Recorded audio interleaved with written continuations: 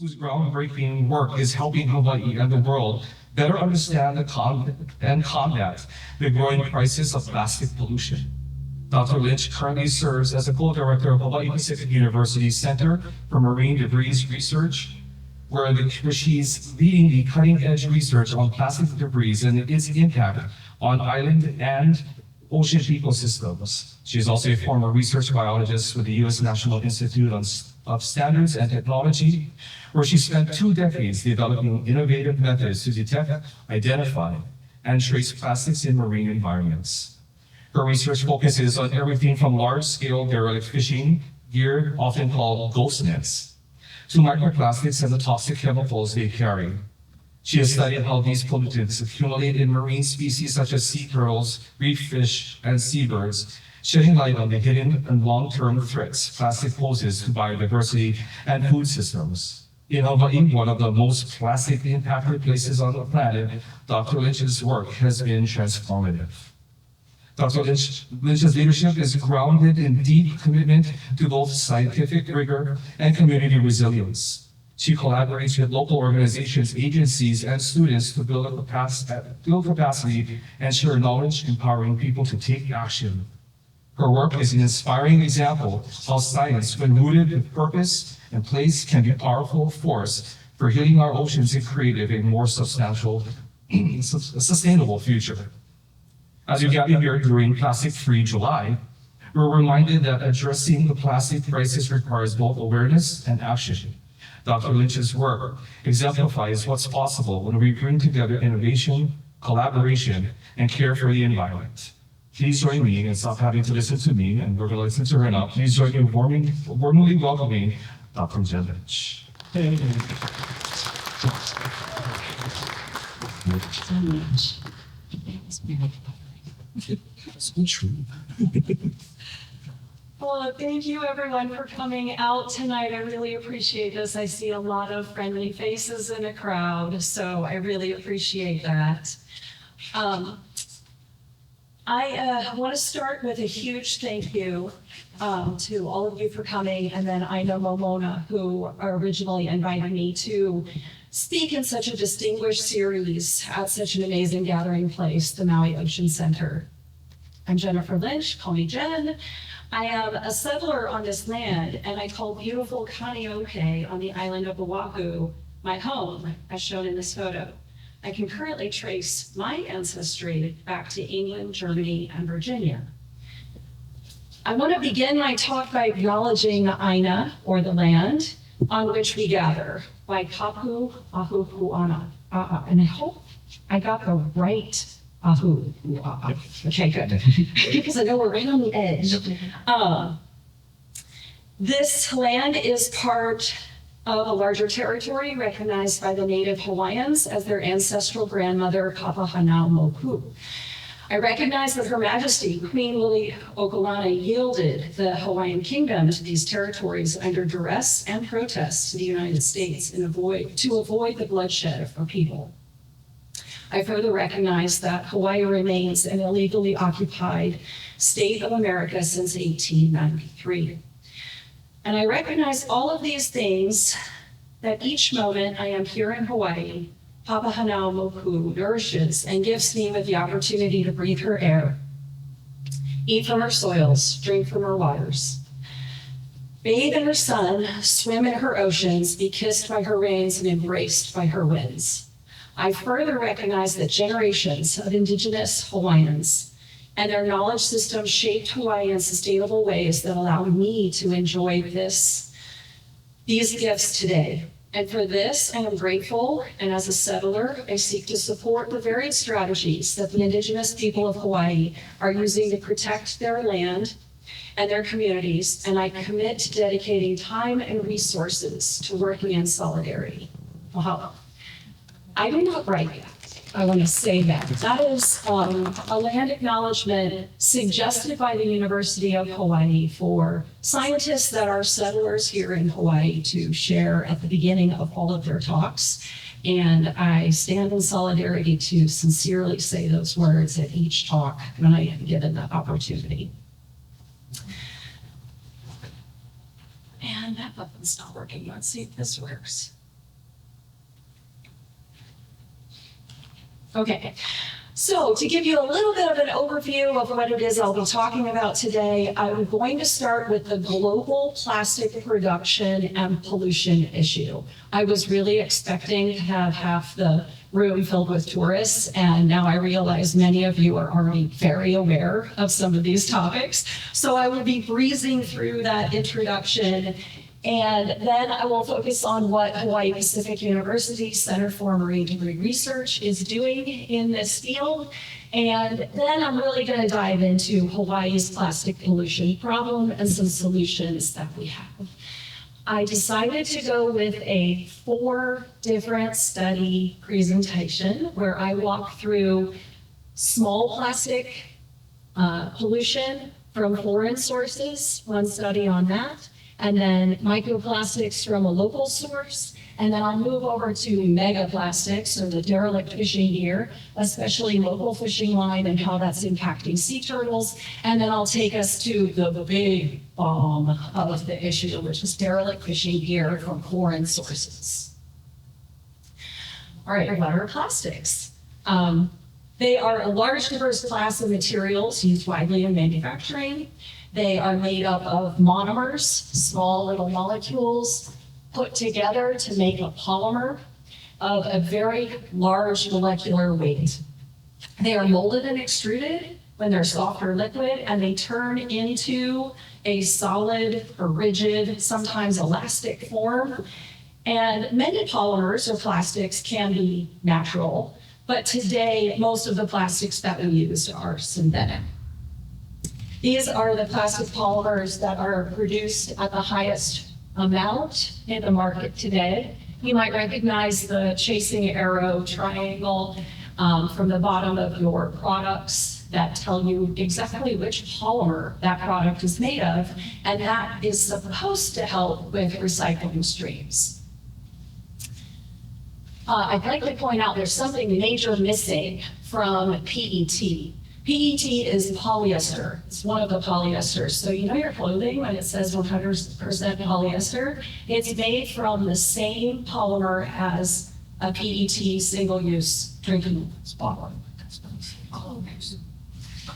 So the plastic life cycle is important to start with because plastic pollution is one of the end issues, not the beginning.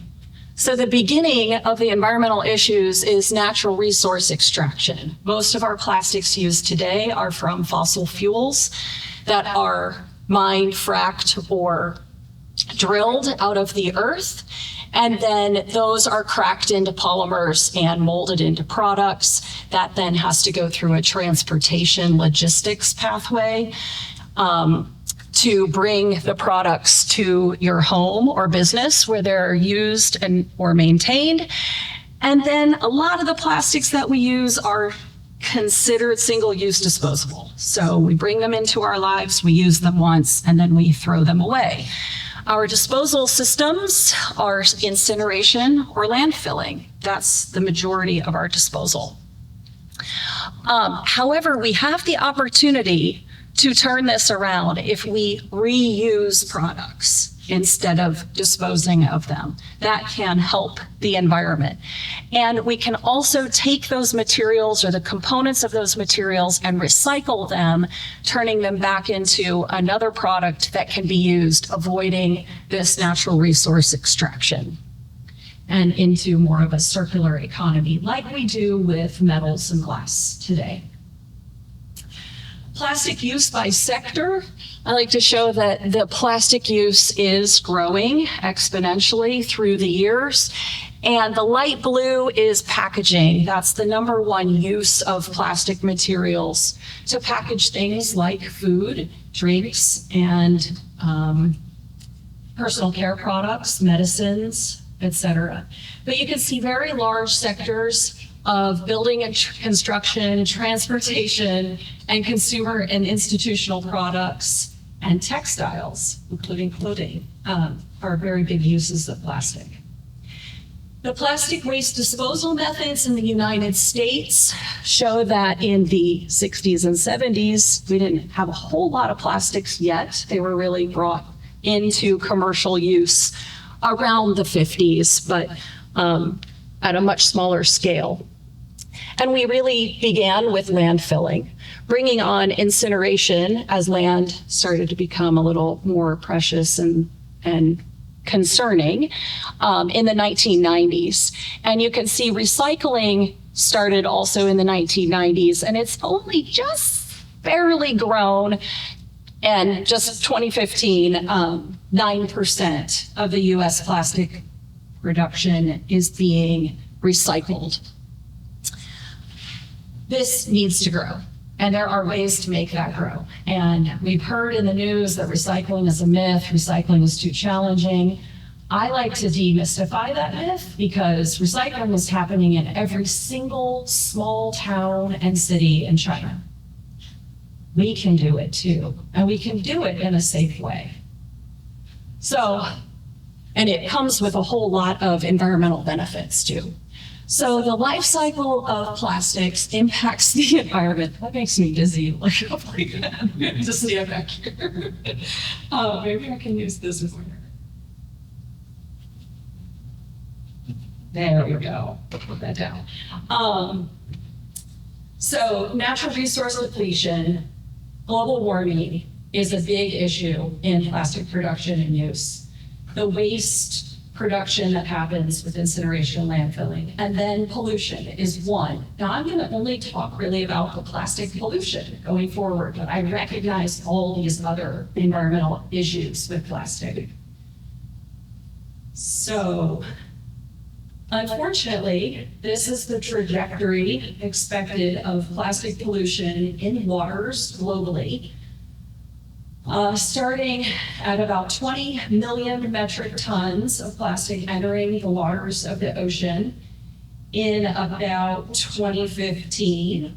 If we continue business as usual, we should be about right here, about 45 million metric tons entering the waters of the globe this year. And that's expected to rise over the next 5 years. Hopefully we can implement some very ambitious changes to slow that rate of plastic going into waters.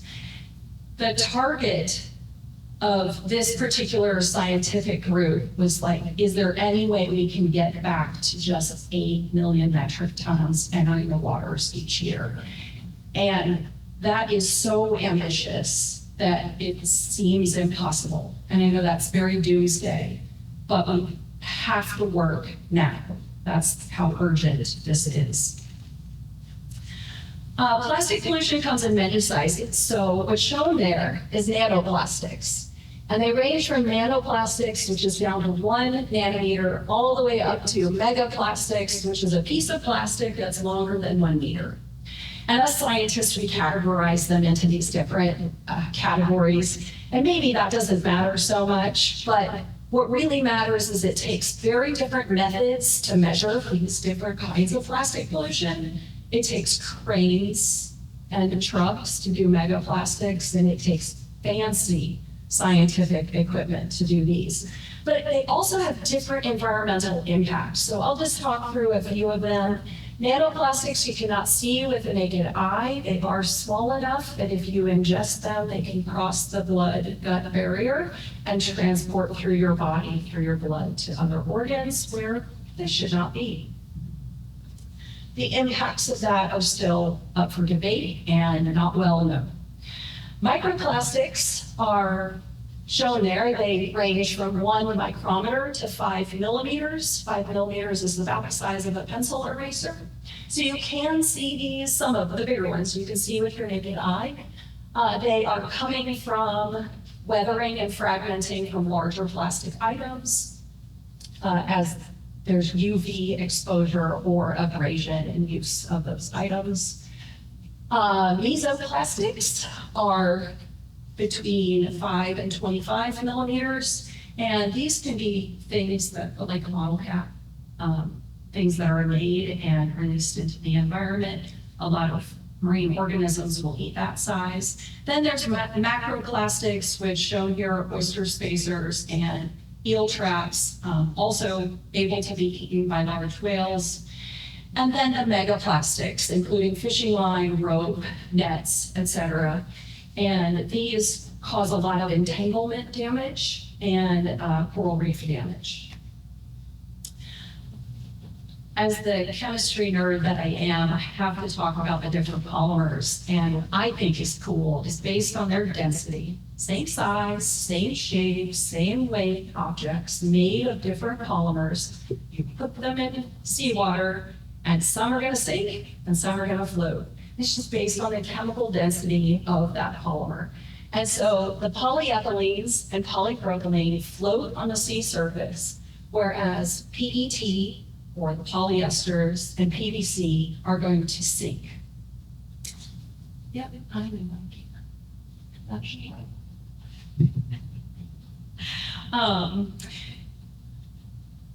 The good news is there's a lot of international efforts to reduce plastic pollution. This gives me a little bit of hope, but I think we need a whole lot more. Starting in the 1972, the London Convention talked about plastic pollution and how the world needed to change some things up.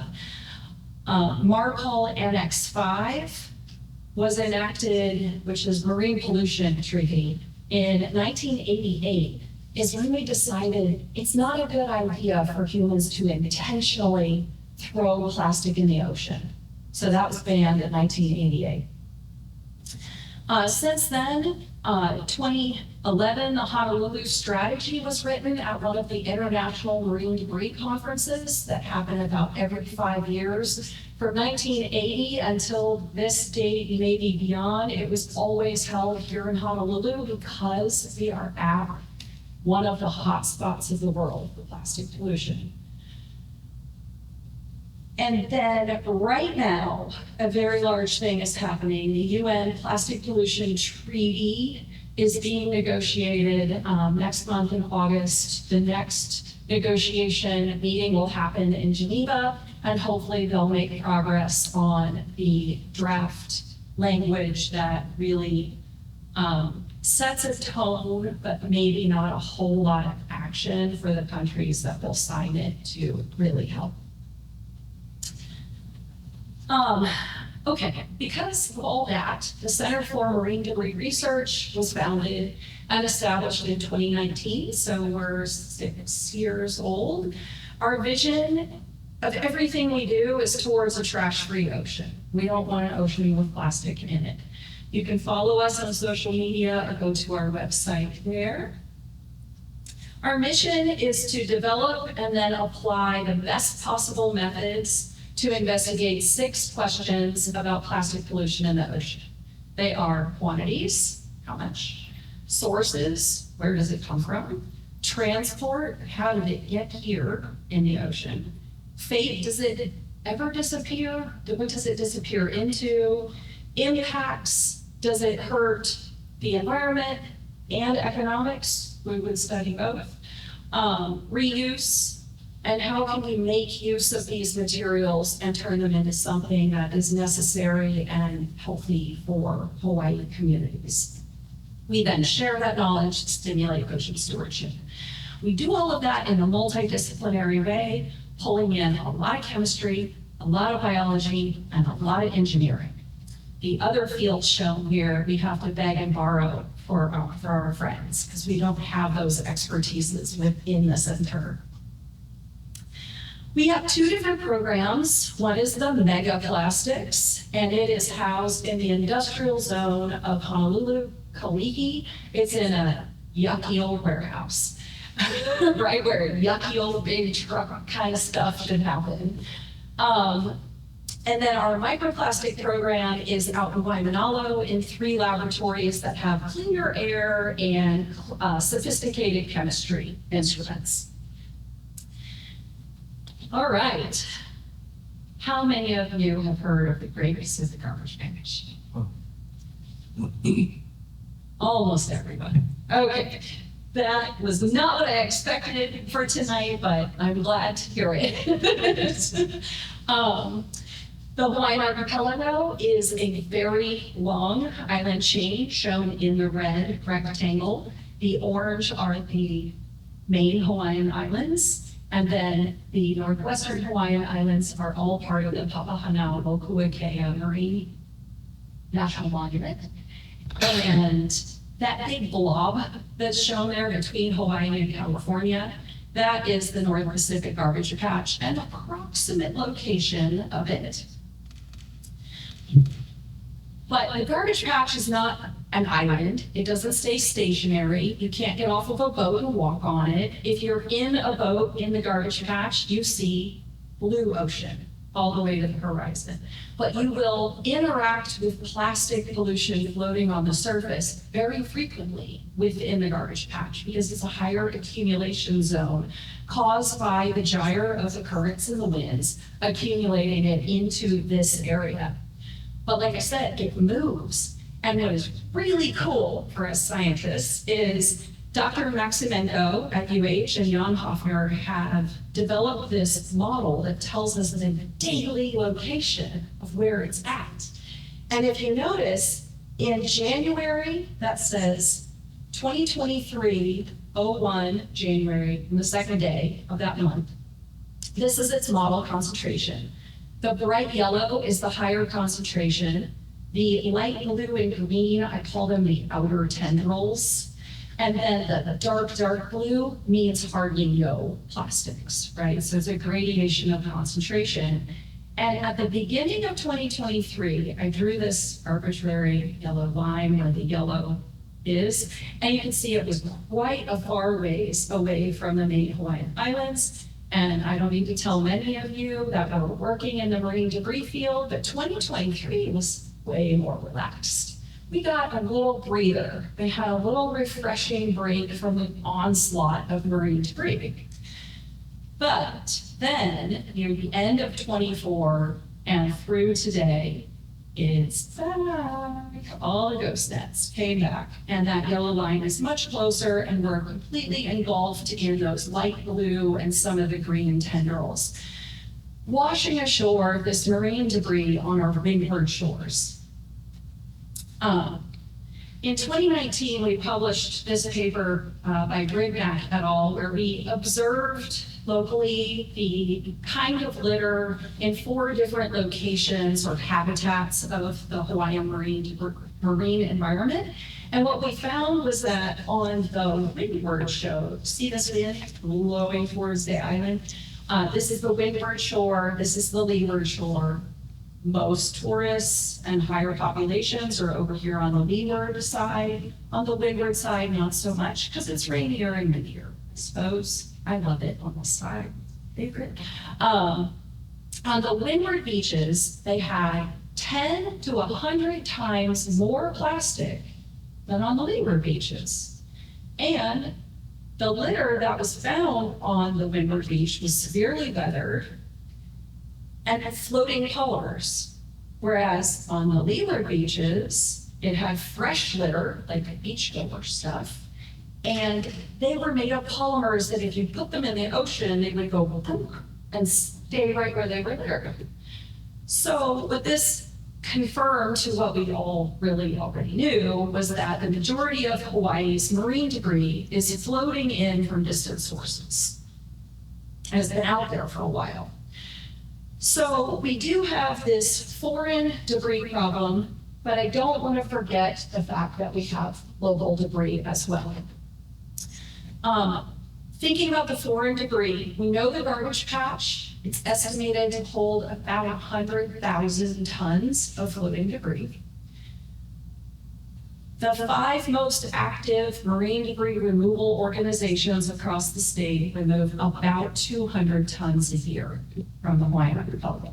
Simple math, 100,000, 200 a year, it's going to take us 500 years to clean it up at this rate. Think of how many grandchildren, generations that is, right? And that's if no more plastic is added to the garbage patch. So that's a lot to carry. We need to find ways to fix this problem. Prevention and more removal, because it's out there. We got to get it out. Locally, we see a lot of issues with our marine environment with fishing line, hooks, and baits, and also single-use packaging. The impacts that we see in Hawaii are threefold. Environmentally, these kill coral reefs. They bulldoze entire swaths of coral reefs as the large conglomerates make their way to the shore. They drown and kill entangled fish, seabirds, sea turtles, and marine mammals. They fragment into the microplastics that then are ingested by the organisms, maybe our seafood that then we're eating. They contribute to global warming and our sea level rise issues. Economically, no one wants to go to a dirty beach, right? And so this plastic pollution washing ashore from the garbage patch does threaten our biggest economic sector, tourism. It also entangles ship propellers and fishing gear that our commercial fishing fleet has to deal with and our cargo ships have to deal with, causing hazards to navigation and boating safety. They put crews overboard and dive on their propellers in whatever currents they find themselves stuck in. Culturally, this is a desecration to the natural resources that runs counter to the Hawaiian culture of care and respect for the earth. And we also have to reckon with all this additional debris mess. We have to put it somewhere. We have to take it out of the ocean, and it's not ours to begin with. And now we have to put it somewhere. And the lands here are sacred and limited. So filling up more landfills is not something that culturally we want to do. Now I'm going to jump into those 4 studies, starting with microplastics in the beach sand. We have not yet published this one. It's coming soon. We're wrapping it up very soon. We went out onto James Campbell National Wildlife Refuge, which is in Kahuku, the northeastern corner of Oahu.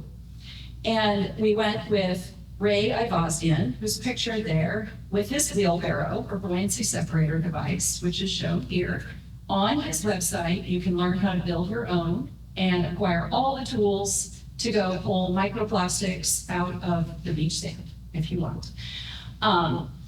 We put down a 1 by 1 meter quadrat onto the sand at a very specific location, 3 replicates. We dug down 1 inch or 2.5 centimeters, collected that sand into a bucket, put it in the top tray, and the way the BSD works is we pump seawater through a recirculating pump, and the sand in the top tray gets cleaner and cleaner as the water pushes the less dense plastics up the floats. They pour over the top of the tray into the bottom of the wheelbarrow.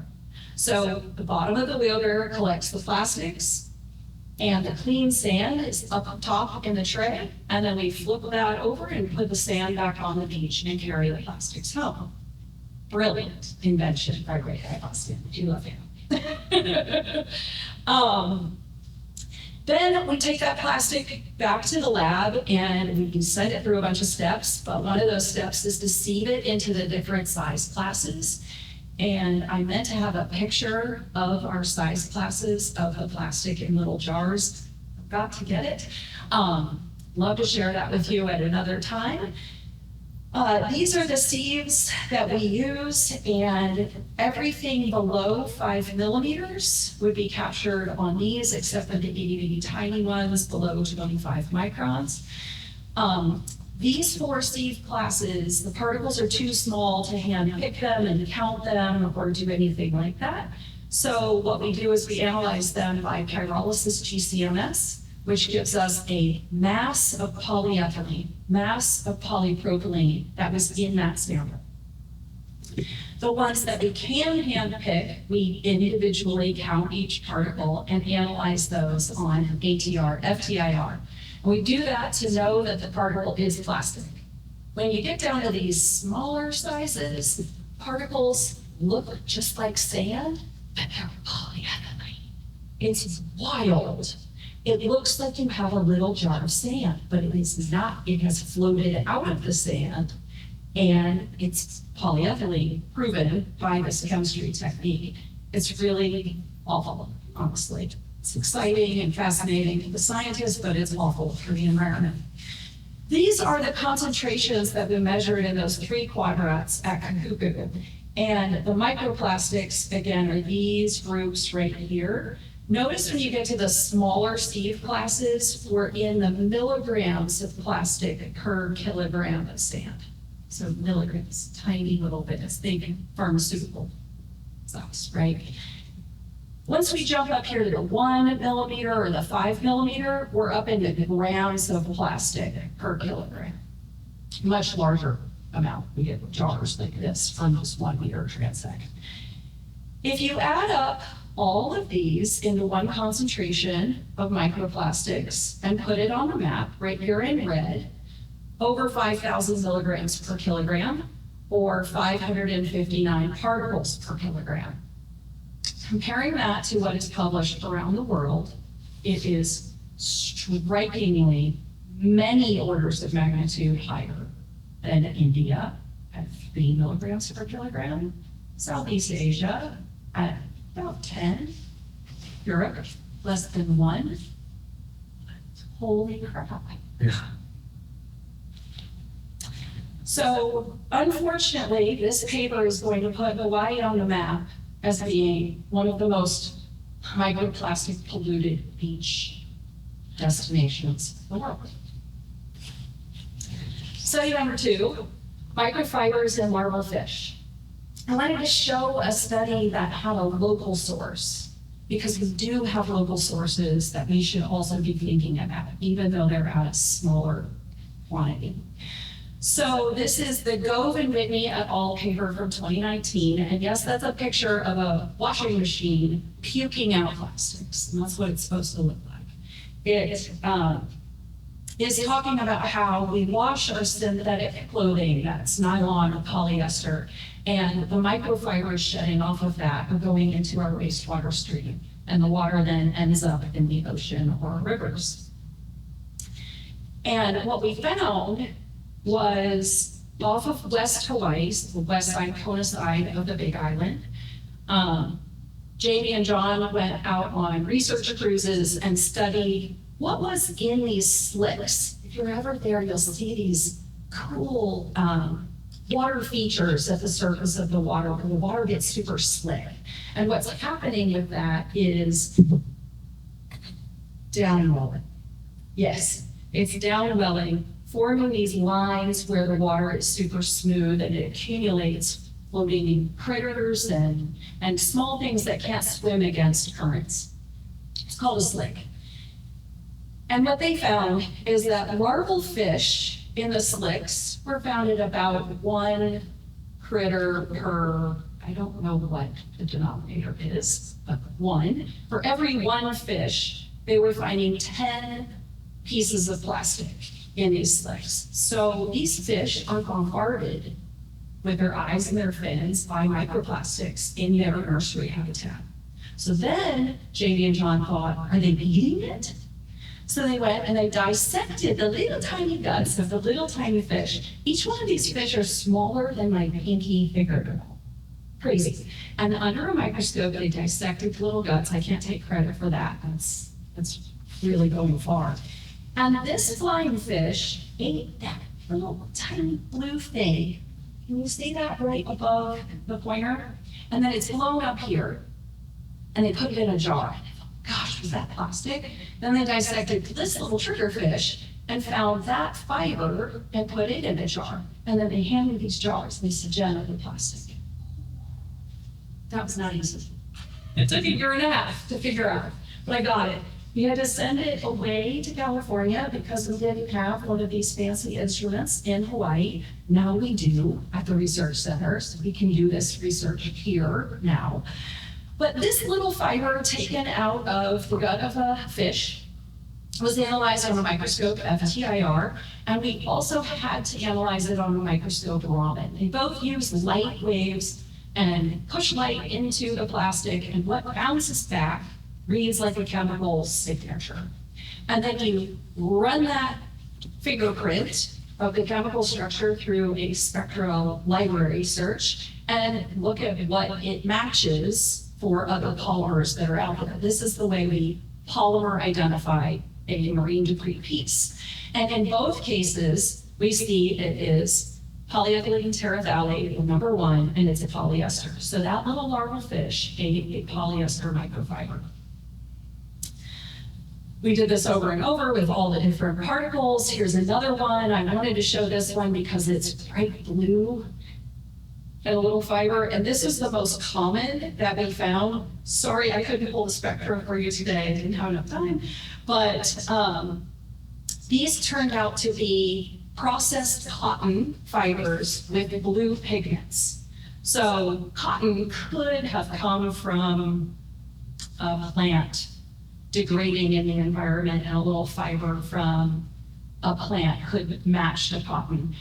But because it had the blue pigment, we knew it had been anthropogenically processed and used.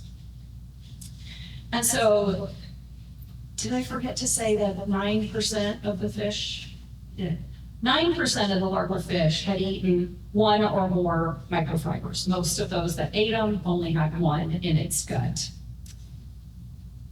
And those that did have fibers, this is what we could identify them to be. 16 anthropogenic cellulose, that's the blue dyed cotton. Think denim jeans, think canvas cloth on a sailboat or a boat cover, rayon, polyester, and nylon. Two, couldn't have been. Okay, study number 3 is looking at the big megaplastics and fishing line and how they are impacting sea turtles. Here's a picture of a honu. I took this picture at Black Rock in Kaanapali just a few months ago, reported it to the stranding group.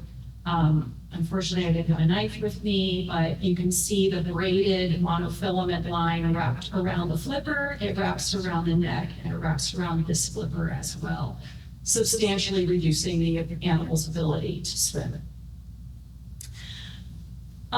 We recently published this paper by Hoiberg, and in it we talked about scuba diving debris cleanups that happen. They happen all over the islands, but we use the data from Hawaii Marine Animal Response on Oahu, showing how much effort they do to clean up the reefs. So they're mostly going on the South Shore in areas that they can easily access, and they know that there's going to be a lot of debris there. They do these very frequently. And over this 5-year time point, you can kind of start to see an increase in the amount of fishing line that they collected each dive. And on certain dives, they were collecting up to 1,200 meters of line. And I know that's not really surprising to many of you. You guys are doing these cleanups as well. It's still really shocking to me that if we weren't doing these cleanups, that the nylon line isn't going to go anywhere. So it's going to create this big, huge monolayer on top of the coral reefs.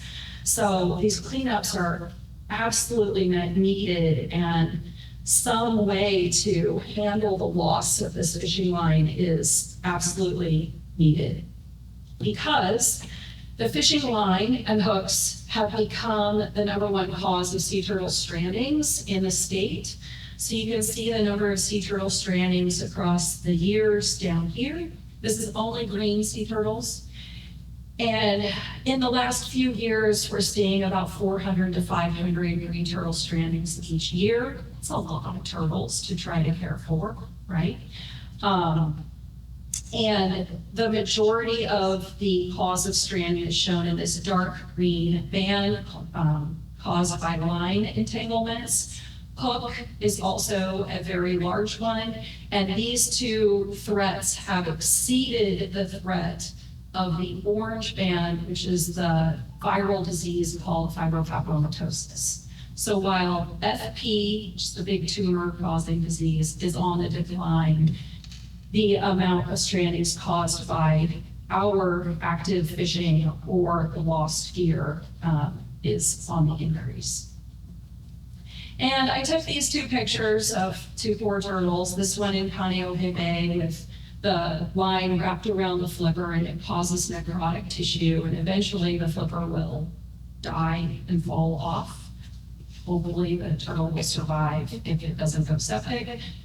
And this one I took at Ahiki Canal June, it had a hook in its mouth and some line coming out.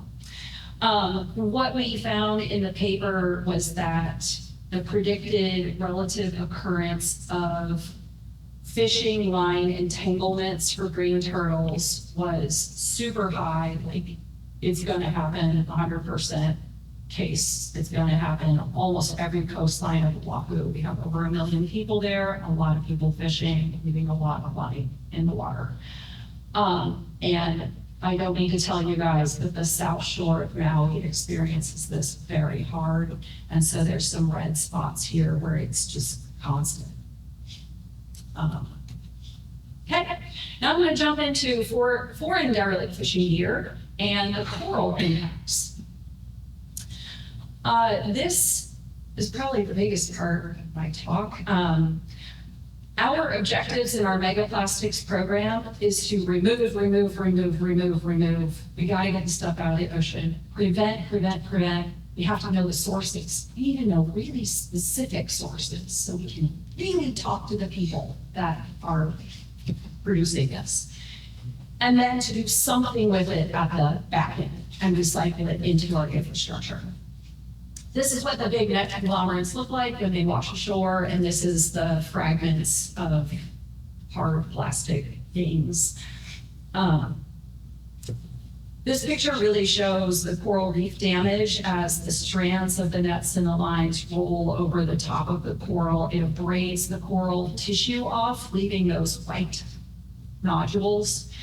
And eventually, I mean, it can fragment an entire coral head as it moves towards the shoreline and smother any coral that it gets stuck on top of. All these pictures were taken in Kaneohe Bay. That's Hank's flipper, sit right here, my husband, and the removing these off of the reef.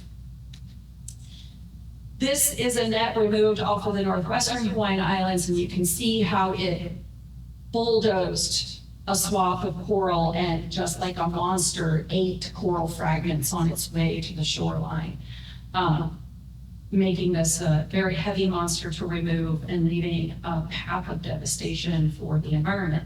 This is a sea turtle right here, resting or entangled in a large floating net. And the eel traps that are super common, this is the entrance to an eel trap, are played with by the critically endangered Hawaiian monk seals. They like to interact with things in their environment. They're smart critters. And when they get them stuck on the snout, they can't open their mouth to feed. These are nets that we removed off of Windward Oahu, and this is a booby that is dead, and a dead albatross entangled in the nets. Get right here as they dive down through the net and get their wings entangled in it.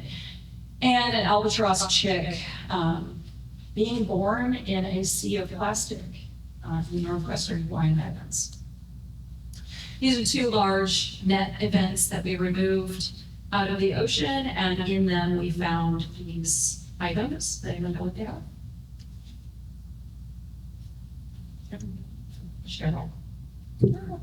Turtle bones, yeah, showing the evidence of sea turtle entanglements. Marlinville, and then when local gear is abandoned, especially gill nets, we see a lot of ghost fishing from those before they can get removed. What's really great is the state has 2 reporting systems to dispatch the information of large marine debris that the public sees. The public can call a hotline or turn in an online form and upload a picture of the item. And as soon as this information is entered into the system, it dispatches out to many of you in the room and also CMDR for quick removal from the organizations that typically do this kind of work. I'll talk briefly about CMDR's removal operation. We are, I'm going to say, too busy doing science in the laboratory that we don't do our own removal. We pay vessels of opportunity, commercial fishermen, to remove the debris at sea before it hits the coral reef. And they get paid $1 per dry pound. We can only do that on the island of Oahu because that's where our trucks are for moving the stuff around. We would love to expand this to other islands, but we need additional funding. And the funding for this project is ending very, very soon. So we have half of the Hawaii longline fleet participating in this project. So 60 of the 150 vessels, they fish up into the garbage patch. So they're already going. So our removal operation is actually removing plastic from the garbage patch. Every red dot is where we have purchased a derelict fishing gear event. They can be this big, they can be 100 pounds, which can be much smaller than this. And our grand total that we've removed so far is 68 metric tons or 150 pounds as of just a few days ago. So we've had really good success with this project, a lot of buy-in, and a whole lot removed. The other removal organizations that we partner with include Papahanaumokuakea Marine Debris Project, who take 2 to 3 missions up into the northwestern Hawaiian Islands. And because of the limited space on their ship, they pretty much can only bring back 100 tons per year. So their number is always 100 tons. They could do more if they could do more missions, but they're limited by the capacity of the boat. Down here in the main Hawaiian Islands, we typically remove about the same amount as PMMP, and that is through Surfrider Foundation Kauai chapter. They do net patrols and they do beach cleanups. Our Bounty Project, Sharkastics, Cheryl King here on Maui, as well as Pacific Whale Foundation does a lot of removals. And then Hawaii Wildlife Fund here on Maui and the Big Island. Kauai seems to always pull in the most, and I think that's because they're more north and they're in the flow of the garbage patch tendrils. This is what it looks like when we're removing 200 tons a year, the operations. The orgs on the neighbor islands had their own storage locations. We've helped improve those a little bit through a recent Sea Grant funding that we got. And we're seeing those as storage nodes with the idea to bring the debris over to Oahu to a centralized hub called the Plastic Recycling Research Facility. So for the last couple of years, we've been trucking the debris over to Oahu. This is what the storage nodes look like. This is one of the lanes of base yard that Hawaii has for their nets and lines. This is PMMP's container coming off of the big ship. And this is a storage container we have right here in Ma'alaya on state property that I heard is just recently full, and it's time to ship it over to Oahu to make more room for more. Way to go, guys, pulling that up. And this is what it looks like when it arrives at CMBR's perf. The back end of a 40 or 20-foot container gets opened. We use our arms, legs, and backs to move this stuff out of the truck and into our warehouse. We stack it head high from the back of the warehouse all the way to the front door. And when we run out of room inside, we stack it head high outside in the driveway. And then get in trouble. We can't do that anymore. The neighbors don't like it. Sometimes we get super stacks of shoreline debris. And then we sort the debris at the perf by fishing gear to understand who can we talk to for sources of prevention work. We also sort it by polymer to understand what can we use it for to mechanically recycle into. This is some pictures of the fishing gear types that we sorted into. I'm going to move through some of these pretty quickly. What we find is the majority of the debris, 60% of the derelict fishing gear are nets or conglomerates. And of that, about 80% of the nets are high density polyethylene, recycle code number 2. Number 2 is your milk jug, and it's really easily recycled. So that's good, that the majority of it can be recycled. The other good thing is because it's HDPE, we know it is trawl nets. So we know which fishery. And through a whole lot of communication with fishermen, researchers, forensic analysis of the net construction, we have deduced that more than 20%, maybe 40% of our marine debris in Hawaii are coming from near shore trawling in East Asia. So Japan, China, Korea, and Taiwan. And we know that through a whole bunch of data, including what languages are on the debris. About a third of them have English, but 70% of them have those East Asian languages on them. We're now diving into what the floats tell us, because a lot of the floats are branded, and they're telling us the same story, trawl fishing and from East Asia. Here's a trawl float branded with the company name that made it from China, Yellow Sea Extrusion Factory, and there's his phone number. You can call him up if I could speak Chinese. Made in China, pearl float. These are made in Taiwan. They say that.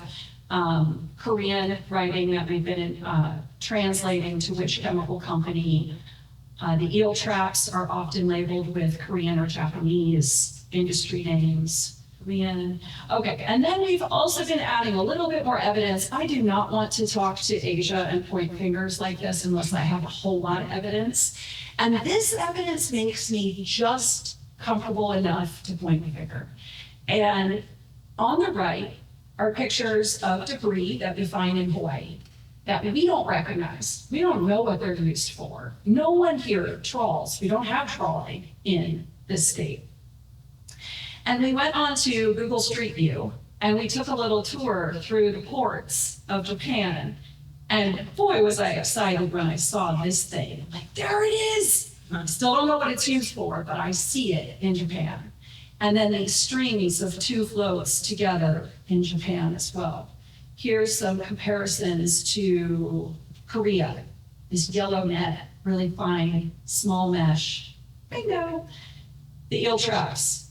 Bingo, whole pile of them. The black two-ear floats. Bingo, huge pile of them. And by the way, Alaskan trawlers would never use a black float. They say, we've never seen anything that looks like that. We use the yellow and the white and the orange ones. Oh, again, leading us to believe that it's less from the Americas. And here again, these are matches to Taiwan. We're looking into the fleet sizes of the different fishing operations. This is longline and purse seine. I'm less worried about that. I'm more worried about the trawl fleet sizes. This is China's. It's got 12,000 active trawlers in the country. That is more than double the trawl numbers of all other countries operating in the Pacific Ocean. It is huge. Again, giving me more evidence that, yep, we think we know where this is coming from.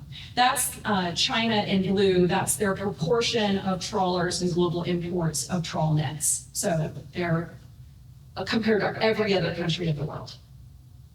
Huge proportion.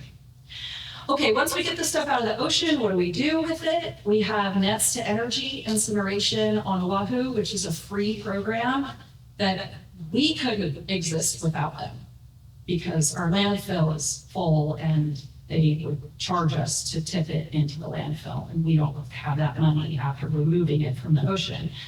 But the neighbor islands use landfilling still.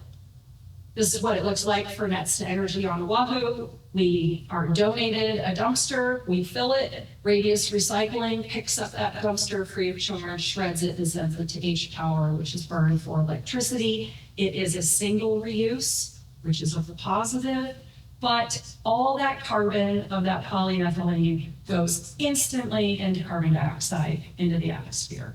We need to retain that carbon in the plastic itself, and reusing it would reduce natural resource depletion. We pulled together all the data from the five removal organizations. In 2023, wait for 2024. We've got one more 40-foot container to sort and weigh, and then we can create this chart for the 2024 data, which will be a whole lot more than 142 tons because the garbage patch was closer. So this is the amount removed from the different islands respective to the partners that removed it. When we slice it up and say derelict fishing gear, not 80% of it is derelict fishing gear, and less than 3% of it is reused for anything. The reuse was mostly for art installations to raise awareness of the issue, which is absolutely fantastic, but art is not going to solve this problem. So we need to find a real practical solution. We're really far away. Let's try to make use of these materials. We're a big advocate for cascading mechanical recycling, which means you use those natural resources to make plastic pellets, to make something that you're gonna put in your mouth, right? You don't want nasty chemicals, you don't want dirt, you want it to be clean if it's holding your food. But once you're done with the milk jug, how about make it into something that's still structurally important to protect life, like a bumper of a car? And then when the bumper is done, why don't we turn the bumpers into something structurally sound, long-term use, shelter required for human existence, like vinyl siding or deck plankings. And then once those are done, turn those into something that can be used short-term, like a bucket or a planter. And when those are done, use that as an additive into concrete or pavement. What this does, cascading a downcycling instead of trying to upcycle. I'm not a big fan of upcycling. I like the downcycling. It gives these materials an extra 50 to almost 200 more years of use, keeping the carbon in there. This is a schematic of our plastic recycling research facility. We have already tried asphalt and lumber. Next up is concrete walls. Skip this. We are storing HDPE trawl net as a feedstock for recycling and nylon fishing line. We have already tried nets to roads, where we took 1,000 pounds of the trawl nets. We shredded them in our facility and then sent that off to be further converted into a powder product on the mainland. It is compounded to make it work with asphalt. This is the product being spun and mixed in a fiber addition machine, which then gets fed into making hot mix asphalt.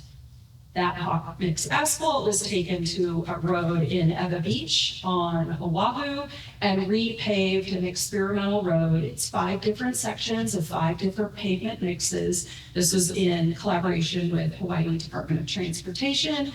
And that road pavement is 0.1% HDPE trawl net. And now we're studying that road's leaching of microplastics and plastic additives into the stormwater. And so far, we're seeing nothing happen. And boy, are we trying.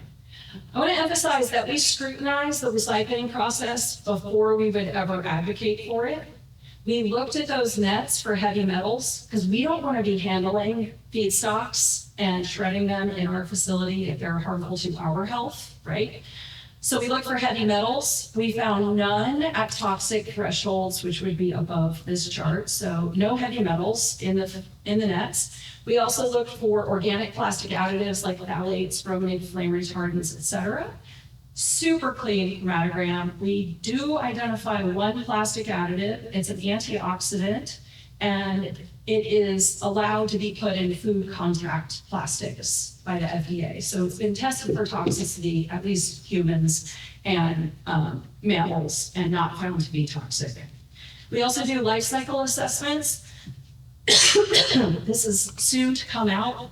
It's been submitted to the journal, looking at global warming, carcinogens, and fossil fuel depletion of the process of nets to energy and nets to roads. And what we found for global warming is that it produces half the global warming potential of nets to energy. And so we scrutinize it first before we go even think about scaling up. 200 pounds of HEP trawl net has become plastic lumber in Omaha, Nebraska with our partners First Star Recycling. We were shocked. They came out looking like deck boards and they were 100% net. Nothing else added. Yay, it worked. We've never been able to touch and hold these boards. They've stayed in Nebraska. They're getting cut and they're getting tested for whether they work like a deck board. So hopefully one day we'll get little chunks back from it. And hopefully we'll see that they do work well to make a deck with. And then if they do, we can bring that machinery here and that process here. It makes sense.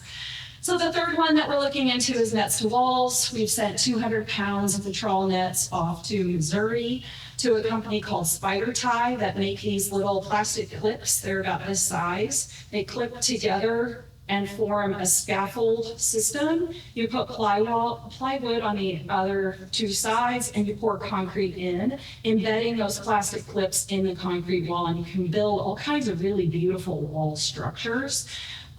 There's a contractor on Hawaii that uses these already, and he says, I want them made of Marine debris. And I think it's really cool because we have a local contractor wanting to do something for shelter of people. It's a very resilient, fire-resistant way of building. And so it offers a lot of benefit, and it really encapsulates that carbon in the wall for 50, 100 years. We also have a brand new minor program at HPU where students are learning about plastic recycling. And I have no idea if I've gone way over on time. I feel like I have. You're good. I'm good? Okay, I'm wrapping it up now. Key takeaways. Hawaii is severely impacted by plastic pollution. We need international and local assistance to prevent, mitigate, and remove it. And we need plastic recycling to avoid landfilling and environmental impacts of incineration.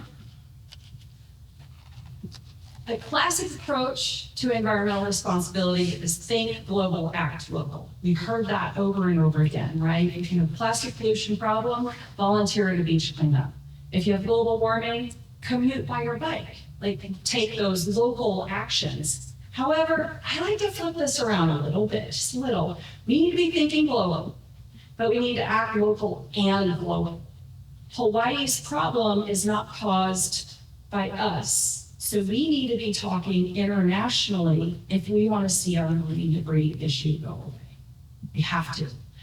And so while there's those local actions that I'm a huge proponent for, beach cleanups, refuse single-use items, don't use them, use reusable things, tread lightly on the planet, but also really voice your concern about these foreign sources. Hawaii hasn't done a great job talking about it outside of our area. And there are these international treaties going on, and I have yet to hear of any Hawaiian voice at these treaty negotiations. And it seems they should be the loudest, in my opinion. CMDR's need, we have some serious needs right now. One is we always strive for awareness of this issue. We need to build connections with Asian fisheries managers and associations to begin talking about prevention.